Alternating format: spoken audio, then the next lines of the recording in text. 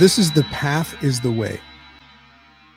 So in stoicism, which is something that I practiced for years and years and years, probably 10 years now, love stoicism. But in stoicism, we learned that the obstacle is the way.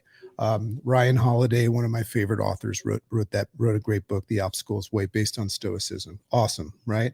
And what that does is it shows us that the very things that make life challenging and prompt us to quit on our dreams are actually necessary road signs and rungs in the ladder, that lead us to the very place that we wish to go. So when we say the obstacle is the way, we identify that obstacles always position themselves in front of, in between us and what we want and where we want to go.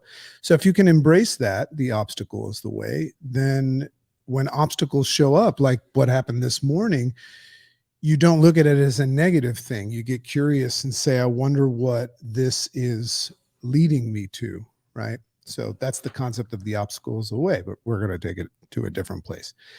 So where are we going? And is it an actual destination? I started thinking about that. So we keep on talking about where we're going, our desired state, our goals, right?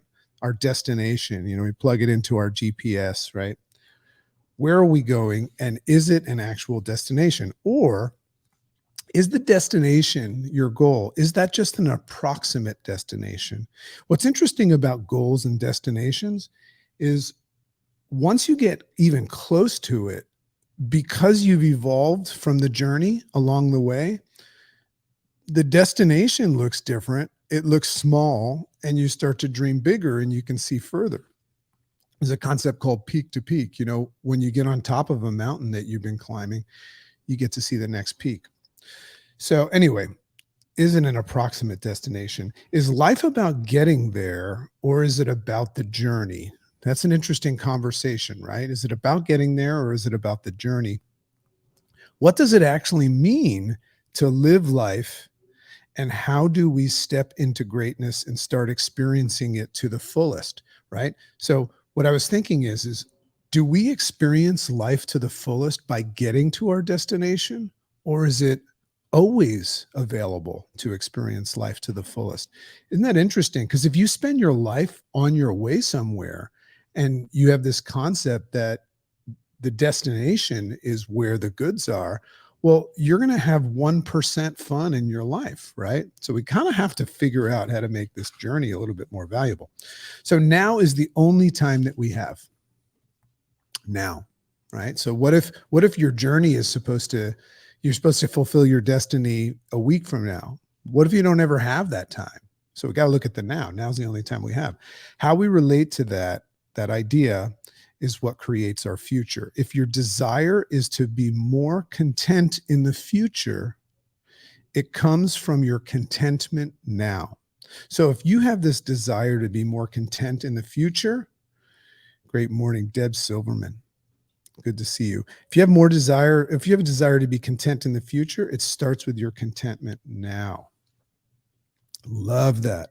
What we do along the path is everything, and it accumulates. It accumulates. So you can't accumulate anything without everything. So now we're starting to look at this path. So it's why mountains have tiny little insignificant points at the summit. And when a climber decides to tackle a mountain, he actually spends 99% of that entire experience, from the moment he decides to till the moment he or she gets onto the peak. 99% of that journey is spent on the mountain, and 1% of that is spent on the summit, right? Now the summit has a big meaning, but you get the point. Tip of the iceberg, right? So only to find out when he gets on that summit that it's actually what people call a false summit, meaning from the vantage point of being on the summit, he's at a disadvantage because now he can see that there is another summit and mountain that he needs to climb. So there's an advantage to that because he can see it where he couldn't before, but he thinks that he got there. You get the idea? So life is very, very much the same. Life is all about the path. So the future is the result of what we do along the path. Everything that you're doing right now or not doing is accumulating and creating your future. So the future is not the exciting part. The exciting part and the idea of becoming a dominant force in your life is happening right now. You're actually on the path right now. This is kind of part of like really understanding the blessing of, you know, the 24 hours that you were granted this morning. If you wake up tomorrow and you get another 24, rinse and repeat. But right now, as far as you know, you just got this one. So you're on the path right now. So take note of all of this stuff. That's my offer to you today. Should you take it or not? Take note of all this stuff and start embracing it, right? It is the way, everything we're talking about. Make sense? So that's my rise up today. As I said, we put all of these on the podcast channel. And just as a heads up, for those of you that are following live, building up, happening soon. On the 25th of this month, Dragon is going on a journey. I'm going to be going to Peru and the Amazon, going down a river, right? Probably with somebody with a bone through their nose or something. I'm going on this amazing spiritual journey. So I'll probably be checked out doing these every day. I don't know if I'll have internet in the Amazon, but I'll be checked out and probably just collecting a lot of awesome stuff to maybe make a little documentary or something. And I guess my intention is to, place myself in a better place of service. So love and appreciate you today. One of the messages that came to me today was, and I put this out there before, says, check yourself today before you go on thinking that others have wrecked yourself, right? You are the dominant force in your life, and you are right in play right now. You're in the sandbox of life, building a castle, any type of castle you want.